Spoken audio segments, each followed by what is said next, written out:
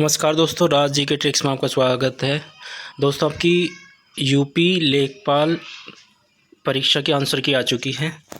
चलिए देखते हैं। देखो, ये नोटिस जो ये आयोग द्वारा आया हुआ है, उत्तर प्रदेश अधीनस्थ सेवा चयन आयोग पिकअप भवन तृतीय तल गोमती नगर। ठीक है, ये आयोग के विज्ञापन संख्या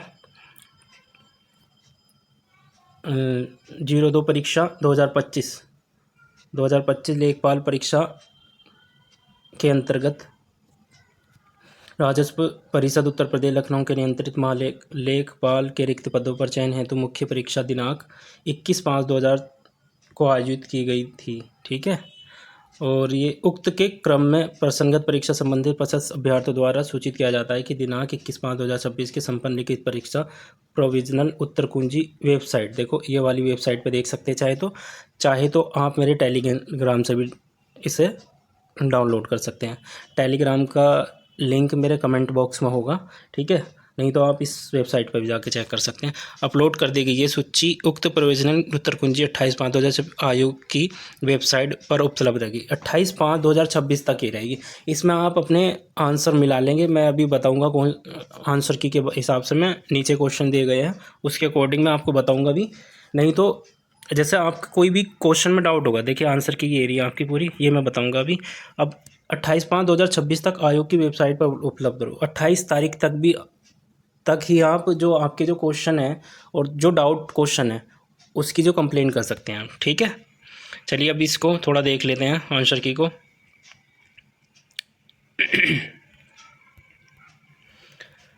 तो इसका जो है पहला क्वेश्चन पढ़ते हैं। देखो, निम्नलिखित में से किस स्वतंत्र सेनानी के फ्रंटियर गांधी के नाम से जाना जाता है? तो उनमें जो आपके जब 4 ऑप्शंस होंगे, देखो ये मेरा क्वेश्चन नंबर 1 है, आपको हो सकता है कोई और हो। ठीक है, इसके अकॉर्डिंग ही आपको देखना पड़ेगा कि आपका कौन सा है। मैं इसमें बता दूंगा पूरी वीडियो में। चाहे तो आप वीडियो से देख लेना, चाहे तो आप इसकी जो PDF है मेरे उससे डाउनलोड कर लेना, चाहे तो आप ऑफिशियल वेबसाइट जो है उससे डाउनलोड कर लेना। ठीक है, चलिए चलते हैं इसके बारे में बताते हैं। देखो, इसका सही आंसर कौन सा होगा? None of above. ठीक है, उपयुक्त में से कोई नहीं, ये आंसर सही है इसका। अगले क्वेश्चन की तरफ चलते हैं। प्लासी के युद्ध 1757 में अपनी विजय के बाद अंग्रेजों ने बंगाल का नवाब किससे नियुक्त किया था? तो ये थे मीर जाफ़र को। ठीक है, जैसे क्वेश्चन में आपका डाउट है और आपको लग रहा है ये सही नहीं है, तो उसके लिए आप जो अपनी कंप्लेन दर्ज कर सकते हैं 28 तारीख तक। ठीक है, उसमें ही ऑप्शंस होता है, जो ऑफिशियल वेबसाइट है जो मैंने ऊपर बताया था, आप देख लीजिए उसे ठीक से। उस पर जाके आप अपना डाउट भी बता सकते हैं। अगले क्वेश्चन की तरफ चलेंगे। भारतीय राष्ट्रीय कांग्रेस के किस अधिवेशन में पूर्ण स्वराज्य का लक्ष्य अपनाया गया था?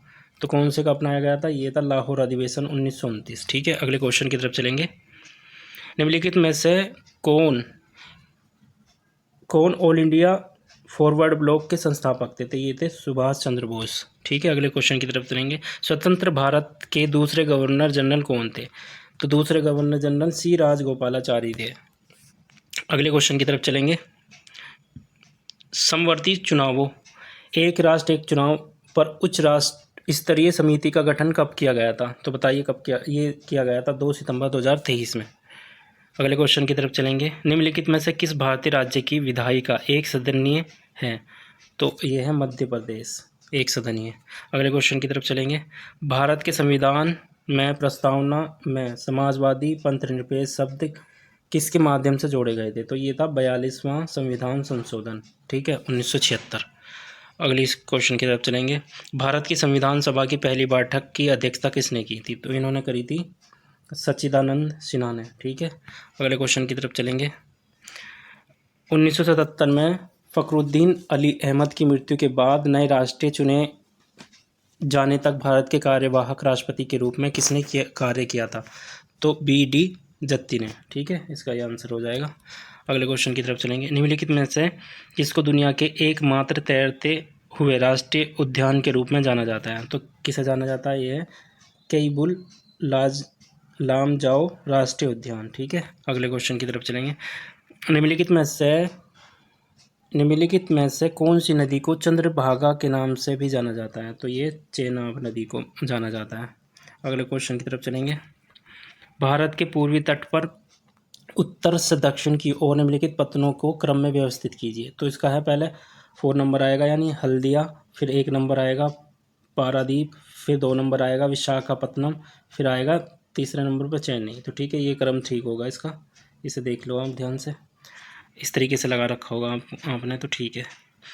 तो अगले क्वेश्चन की तरफ चलेंगे। उल्कापिंड के गिरने से निर्मित लोनार क्रेटर झील महाराष्ट्र के किस जिले में स्थित है?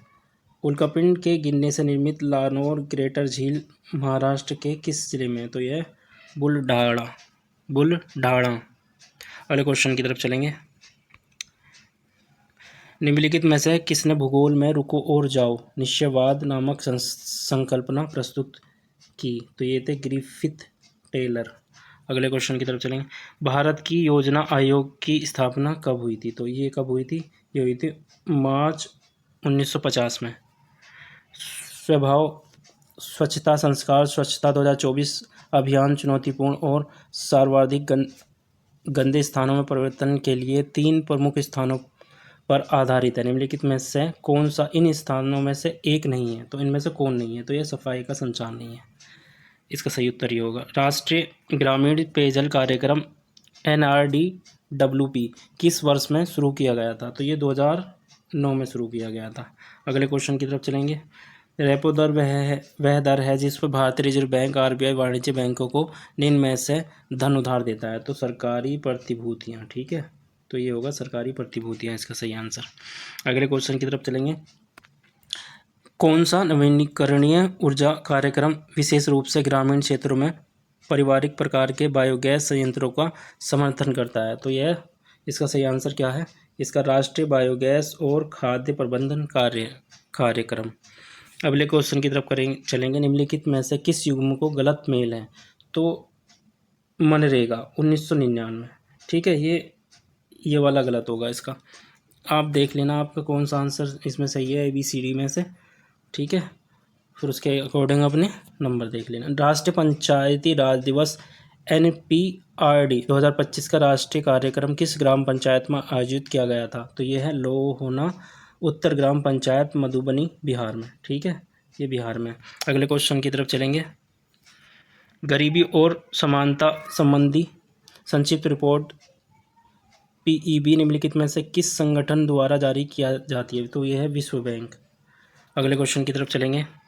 दीनदयाल उपाध्याय ग्रामीण कौशल्य योजना DDU-GKY के अंतर्गत लाभार्थियों के पंजीकरण के लिए किस वेब मोबाइल आधारित टूल का उपयोग किया जाता है? तो यह है कौशल पंजी। अगले क्वेश्चन की तरफ चलेंगे। किस समाजशास्त्री ने शामीरपेट गांव का अध्ययन किया और इंडियाज चेंजिंग विलेजेज लिखी? तो ये कौन थे? ये थे SC दुबे। तो SC दुबे थे। 2025 के ब्रिक्स शिखर सम्मेलन की अध्यक्षता ब्रिक्स के किस सदस्य ने की थी? तो ये थे लुइज इनासियो लूला दा सिल्वा। लुइज इनासियो लूला दा सिल्वा, ठीक है, इसका ये सही आंसर है।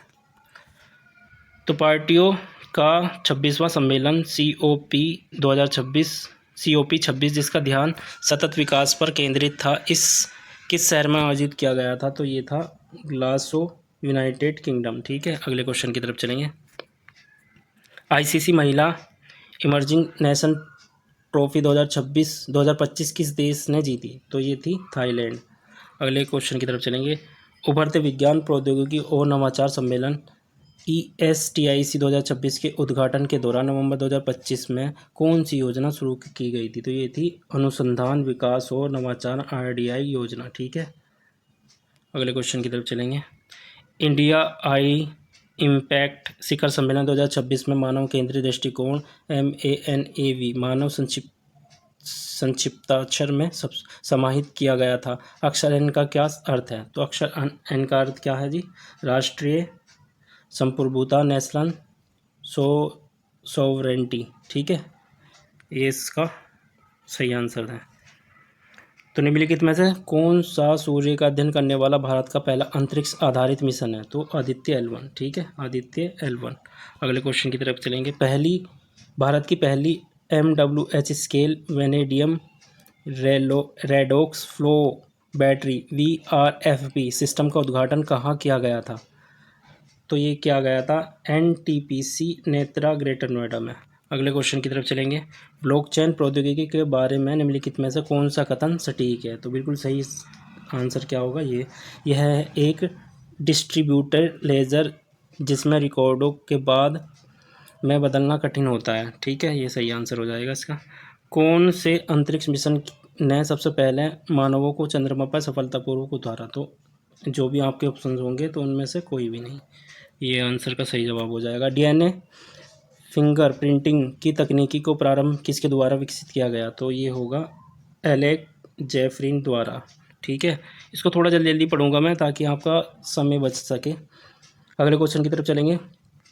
कौन सा सिद्धांत यह कहता है कि दो बहुत करीब से संबंधित प्रजातियों को जो एक ही तरह के संसाधनों के लिए प्रतिस्पर्धा कर रही हैं अनिश्चित काल तक एक साथ नहीं रह सकती? तो ये है गॉस का नियम है। ठीक है, खाद्य श्रृंखला के क्रमिक पोषी स्तरों पर रसायनों का संचय कहलाता है, क्या कहलाता है? जैव आवर्धन। अगले क्वेश्चन की तरफ चलेंगे। भारत में निम्नलिखित में से किस विधान के अंतर्गत तटीय विनियम क्षेत्र CRZ अधिसूचित किया गया? तो ये है पर्यावरण संरक्षण अधिनियम 1986। ठीक है, आप देख लेना है आपका कौन सा ऑप्शन नंबर है इसका। आपतित सौर विकिरण में प्रकाश संश्लेषण सक्रिय विकिरण PAR का क्या प्रतिशत होता है? तो ये होता है 50%। ठीक है जी। अगले क्वेश्चन की तरफ चलेंगे। भारत सरकार द्वारा शुरू की गई MIST पहल का पूरा नाम क्या है? तो यह mangrove initiative for shoreline habitat and tangible incomes. ठीक है, इसका सही आंसर ये होगा। अगले क्वेश्चन की तरफ चलेंगे। निम्नलिखित में से कौन सा NDMA UNDRR के मानक ढांचों के अनुसार आपदा जोखिम आकलन में प्रयुक्त संबंध का सही प्रतिनिधित्व करता है? तो यह जोखिम बराबर खतरा इंटू सुभेद्यता इंटू अनावरण भाग सामना करने की क्षमता। ठीक है, ये सही आंसर होगा इसका। अगले क्वेश्चन की तरफ चलें। राष्ट्रीय स्वच्छ वायु कार्यक्रम NCAP के अंतर्गत वास्तविक समय में वायु गुणवत्ता टेडा की निगरानी और अद्यतन करने के लिए कौन सा पोर्टल लॉन्च किया गया है? तो यह है प्राणा यानी प्राणा। ठीक है, अगले क्वेश्चन की तरफ चलेंगे।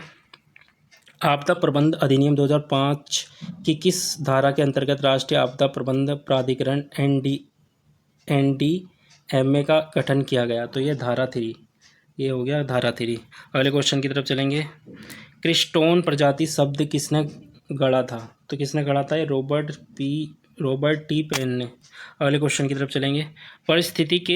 परिस्थिति में पहचाने गए जैव विविधता की क्षति हानि के लिए जिम्मेदार इविल क्वार्टेट 4 मुख्य कारण में आवासीय क्षति, अतिदोहन, विदेशी प्रजातियों का कार्यक्रम और निम्नलिखित शामिल है। तो क्या है? विलुप्तता प्रक्रिया। अगले क्वेश्चन की तरफ चलेंगे।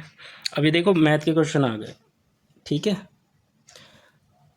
अब ये इसमें देखो मैं सॉल्व करके नहीं दिखाऊंगा, मैं सीधा सीधा आपको ऑप्शंस बताऊंगा। ठीक, निम्नलिखित में चार्ट ब्रांड प्राप्त अध्ययन पाई चार्ट अध्ययन पूर्व अध्ययन में निम्नलिखित प्रश्नों को 40 से 50 का। तो ये पाई चार्ट से रिलेटेड क्वेश्चन हो गए। तो इसमें देखो क्या है, भारत ब्रांड्स के लिए प्राप्त अंशदान है। तो कैसा अंशदान? पब्लिक है 18%। ठीक है, और आपका ये जो है इससे बताता हूँ आपको। पब्लिक का 18% हो गया, पेंशन फंड हो गया 32%, और NRI हो गया 33%। ठीक है, FII हो गया ये 11%, और बैंक हो गया 4%, और कंपनियां होगी 2%। ठीक है दोस्तों, अगले में चलते हैं क्वेश्चन।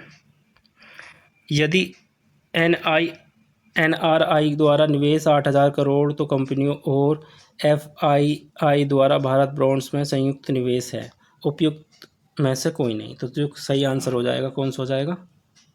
उपयुक्त में से कोई नहीं। अगले क्वेश्चन की तरफ चलेंगे। यदि कुल निवेश 55,000 करोड़ है तो पेंशन फंड और पब्लिक द्वारा संयुक्त निवेश है। तो देखो वो ग्राफ से रिलेटेड ही हैं ये सब। तो इसका सही आंसर हो जाएगा 27,500 करोड़। ठीक है, अगले क्वेश्चन की तरफ चलेंगे। यदि FII द्वारा कुल योगदान 33,000 करोड़ है तो NII, RI और बैंक द्वारा भारत बॉन्ड्स में अंशदान के लिए दी गई योगदान राशि है, तो ये कितनी है, बताइए कितनी है ये। तो 1,11,000 करोड़। ठीक है, इतनी धनराशि है। अगले क्वेश्चन की तरफ चलेंगे। यदि कुल अंशदान 55,000 करोड़ है तो NII और पब्लिक द्वारा निवेशित राशि के बीच का अंतर, तो कितना अंतर है, ये है 8,250 करोड़ का अंतर। ठीक है, अगले क्वेश्चन की तरफ चलेंगे। यदि पब्लिक और पेंशन फंड के बीच योगदान राशि का अंतर 5,000 करोड़ है तो भारत बॉन्ड्स के लिए अंशदान की गई कुल राशि लगभग कितनी है, तो बताइए कितनी है, ये है 35,714 करोड़। ठीक है, अब देखो ये ग्राफ है, अब ये ग्राफ से रिलेटेड भी कौन सा आंसर आएंगे, तो इसमें से मैं सिर्फ आंसर बताऊंगा आपको। अगले क्वेश्चन की तरफ ये देखो, सभी नगरों में स्नातकों और स्नातकोत्तरों की कुल संख्या कितना अंतर है, तो बताइए कितना अंतर है, ये है 17,100 करोड़ 100। ठीक है, 17,100 करोड़। अगले क्वेश्चन की तरफ चलेंगे। ACE और F शहरों में कुल मिलाकर स्नातकोत्तरों की औसत संख्या क्या है, तो ये होगी 15,175 करोड़। अगले क्वेश्चन की तरफ चलेंगे। नगर A और B में स्नातकों की संख्या और नगर A और E में स्नातकोत्तरों की संख्या का अनुपात क्या है, तो ये 10:9 होगा। अगले क्वेश्चन की तरफ चलेंगे। नगर A, D और F में मिलाकर स्नातकों और स्नातकोत्तरों की कुल संख्या कितनी है, तो ये हो गई 78,800 करोड़ 78,800 करोड़ होगी। ठीक है, नगर F में स्नातकों की संख्या उसी नगर में स्नातकोत्तरों की संख्या में कितने प्रतिशत अधिक है, तो 27.5% अधिक है। अगले क्वेश्चन की तरफ चलेंगे। बहती गंगा में हाथ धोना, इस मुहावरे का अर्थ है, देखो हिंदी के क्वेश्चन आ गए इसमें, तो इसमें इसका सही आंसर होगा अवसर का लाभ उठाना। अगले क्वेश्चन की तरफ चलेंगे। नरेश धीरे धीरे बोलता है, रेखांकित शब्द में कौन सा क्रिया विशेषण है, इसमें क्रिया विशेषण बताना, तो इसमें है रीतिवाचक क्रिया विशेषण।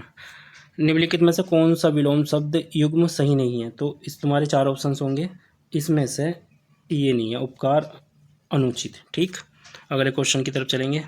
निम्नलिखित वाक्यों में से शुद्ध वाक्य का चयन कीजिए, तो शुद्ध वाक्य कौन सा है, देखो उनमें से शुद्ध वाक्य ये है, सुदामा कृष्ण के परम मित्र थे। निम्नलिखित वाक्यों में से अशुद्ध वाक्य चयन कीजिए, तो अशुद्ध वाक्य 4 आदमी के बैठने की व्यवस्था करो, ये है। निम्नलिखित में से निपात का प्रयोग हुआ है, तो निपात का प्रयोग आप भी आइएगा में है। सिंह शब्द का पर्यायवाची, तो सिंह शब्द का गयंध है। झरना का पर्यायवाची, तो झरना का पर्यायवाची वारी होता है। नमस्ते का सही संधि विच्छेद, तो नमः जमा ते, नमस्ते। अध्यात्म शब्द का सही संधि विच्छेद, तो अध्यात्म, अधि धन आत्म, तो अध्यात्म। ठीक है, अगले क्वेश्चन की तरफ चलेंगे। कंप्यूटर शब्दावली में GIGO शब्द का अर्थ है, तो garbage in garbage out, garbage in garbage out. निम्नलिखित में से कौन सा लिब्रे ऑफिस राइटर के लिए डिफ़ॉल्ट फाइल एक्सटेंशन है, तो डॉट ODT। ठीक है, ये सही आंसर होगा इसका।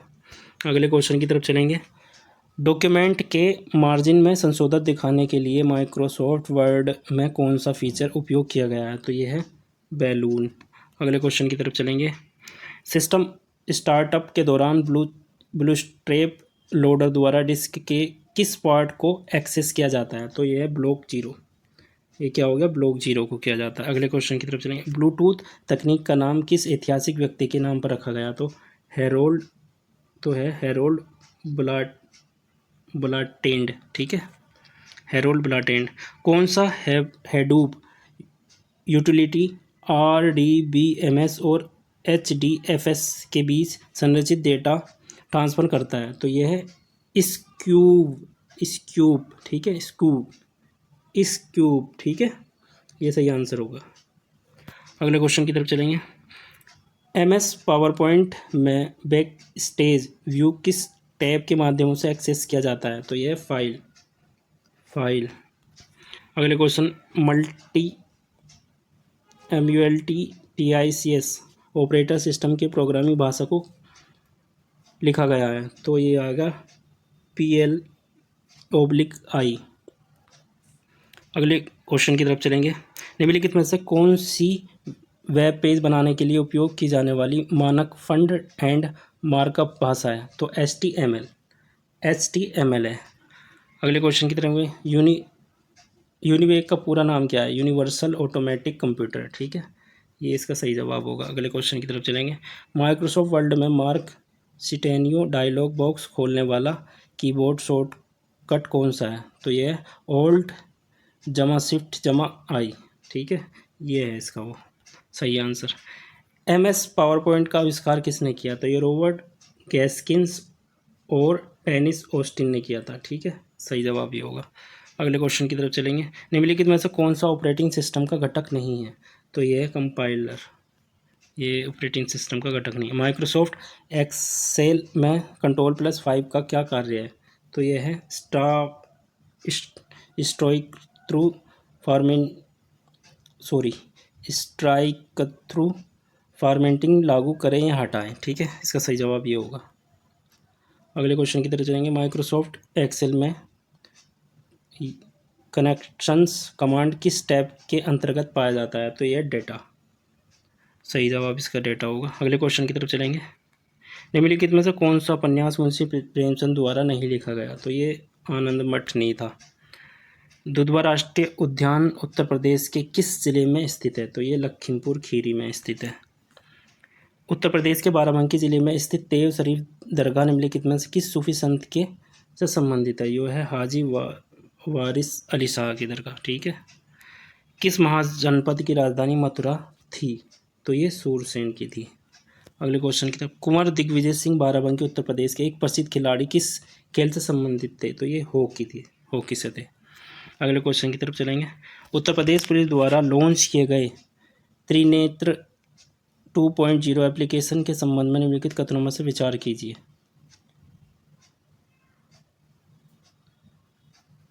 तो देखो इसका आंसर है, इसे जनवरी 2017 में पूरे उत्तर प्रदेश में यातायात उल्लंघन की जानकारी के लिए लॉन्च किया गया था। यह पहचान के उद्देश्यों के लिए मशीन लर्निंग और डीप लर्निंग प्रौद्योगिकी का उपयोग करता है। यह पूरे राज्य में विचारधार कैदियों की स्थिति को ट्रैक करने के लिए under trial management system UTMS से जुड़ा हुआ है। उपयुक्त में से कौन सा कथन सही है? तो 2 और 3 सही है। देखा, इसमें 2 और 3 सही है, यानी यह पहचान उनके उद्देश्य और तीसरा है पूरे राज्य के लिए। तो इसमें ये दोनों सही है, दूसरा और तीसरा। अगले क्वेश्चन की तरफ चलेंगे। ODOP योजना के तहत चयनित कलात्मक चावलों को भी कहा जाता है। तो बुध चावल, क्या कहा जाता है? बुध चावल कहा जाता है। अगले क्वेश्चन की तरफ चलेंगे। स्वतंत्रता के तुरंत बाद संयुक्त प्रांत अब उत्तर प्रदेश के पहले भारतीय पुलिस महानिदेशक IGP कौन थे? तो ये बताना है कौन थे। ये थे BN लाहिड़ी। अगले क्वेश्चन की तरफ चलेंगे। उत्तर प्रदेश दिवस प्रतिवर्ष कब मनाया जाता है? तो ये 24 जनवरी को मनाया जाता है, 24 जनवरी को। उत्तर प्रदेश के निम्नलिखित व्यक्तियों में से किस चिकित्सा के क्षेत्र में पद्मश्री 2025 से सम्मानित किया गया था? तो सोनिया नित्यानंद को। अगले क्वेश्चन की तरफ चलेंगे। उत्तर प्रदेश के शाहजहाँपुर जिले में कौन सा थर्मल पावर प्लांट स्थित है? तो ये कौन सा है? रोसा thermal power plant. Uttar Pradesh में निम्नलिखित में से कौन से मंदिर स्थल गुप्त काल से संबंधित है? तो देवगढ़ और भीतरगांव, ठीक है, देवगढ़ और भीतरगांव। अगले क्वेश्चन की तरफ चलें। उत्तर प्रदेश के भीमनगर जिले का नाम बदलकर संभल किस वर्ष में रखा गया था? तो 2012 में रखा गया था। अगले क्वेश्चन की तरफ चलेंगे। उत्तर प्रदेश राज्य ललित कला अकादमी के पहले अध्यक्ष कौन थे? तो ये थे डॉक्टर संपूर्णानंद। अगले क्वेश्चन की तरफ चलेंगे। उत्तर प्रदेश की कौन सी हिंदुस्तानी शास्त्रीय गायिका को ठुमरी की रानी के नाम से जाना जाता है? तो ये कौन सी को जाना जाता है, बताइए। ये है गिरिजा देवी, ठीक है। तो क्या है? गिरिजा देवी। अगले क्वेश्चन की तरफ चलेंगे। उत्तर प्रदेश के किस शहर ने राष्ट्रीय स्वच्छ वायु कार्यक्रम NCAP पर राष्ट्रीय सम्मेलन 2025 की मेज़बानी की थी? तो ये किसने की थी? ये थी गोरखपुर ने। अगले क्वेश्चन की तरफ चलेंगे। कानपुर में वानिकी प्रशिक्षण संस्थान की स्थापना कब हुई थी? तो ये हुई थी 1988 ईस्वी में। कब हुई थी? 1988 ईस्वी में। अगले क्वेश्चन की तरफ चलेंगे। निम्नलिखित में से सूची सेकंड फर्स्ट और उत्तर प्रदेश के सूची सेकंड स्थानों से सम्मिलित कीजिए सूचियों को। निम्नलिखित ये कोड के प्रयोग का सही उत्तर दीजिए। तो देखो फर्स्ट का जो है, ये जो फर्स्ट है, फर्स्ट का सेकंड हो जाएगा, यानी इस तरीके से हो जाएगा। ये इसका ये हो जाएगा और बी का थर्ड हो जाएगा, बी का थर्ड हो जाएगा। तो बी का थर्ड कानपुर, और ये हो जाएगा बुंदेलखंड विश्वविद्यालय। इसका कौन सा हो जाएगा? सी का 1 हो जाएगा। तो सी का 1 हो गया। और ये डॉक्टर भीम अम्बेडकर विश्वविद्यालय, तो ये किसका? डी का 4th हो जाएगा। तो ये बिल्कुल इसके सामने इस तरीके से है, ये इस तरीके से होगा। ठीक है, यहाँ पे दे रखा है ए का सेकंड, बी का थर्ड, सी का 1 और डी का 4th। इस तरीके से कर लेना आप। अगले क्वेश्चन की तरफ चलेंगे। भारतीय सब्जी अनुसंधान जिसे सब्जियों के लिए राष्ट्रीय संदर्भ खाद्य प्रयोगशाला के रूप में मान्यता प्राप्त है, उत्तर प्रदेश के किस शहर में स्थित है? तो ये है वाराणसी में स्थित। ठीक है, ये कहाँ में स्थित है? वाराणसी में। अगले क्वेश्चन की तरफ चलेंगे। उत्तर प्रदेश में 2025 में कौन सा पक्षी अभयारण्य पर्यावरण संवेदनशील क्षेत्र घोषित किया गया? तो ये पार्वती आरक्षण पक्षी अभयारण्य। ठीक है, ये सही आंसर होगा इसका। ठीक है, इसमें 100 क्वेश्चन थे, 100 के आंसर हो गए। इसी तरीके से और इन्फॉर्मेशन के लिए आप हमारे चैनल को सब्सक्राइब कर लीजिए और वीडियो को लाइक कर दीजिए। जिसकी भी आपके फ्रेंड ने जिस फ्रेंड ने भी आपके लेखपाल की परीक्षा दी हो, कृपया उसे शेयर करें। Thank you.